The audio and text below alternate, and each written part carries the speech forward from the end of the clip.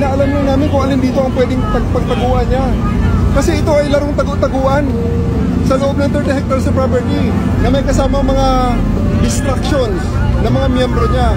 At kitang-kita yung senyas ni Katiil, sabay bagsak ng tao sa harap ko. Anong klase yun? Kaya naman nakakita ng ganong klase yung mga kalokohan. Ano kung may mga pagtrabaho na maayos, sabi na mag-cooperate sila. Ginugulo nila ang mga pulis ko. So paano yan? Target. Sa ganitong sistema, hindi makukuha ito ngayong araw na ito. So papaguran muna kami rito hanggang sa ma-realize siguro ni Pastor na hindi kami aalis dito habang hindi namin siya nakukuha o ang kanyang mga kasamahan. Nasa kanila na lang yan eh. Alam mo,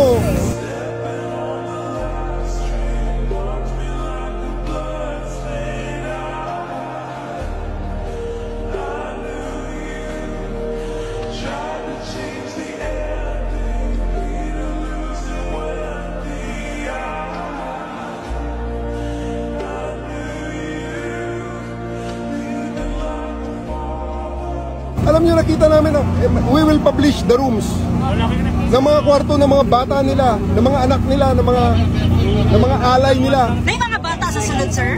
May mga kwarto ng mga bata. Mga pictures pa ang mga bata. May pangalan ng mga dalagita ron.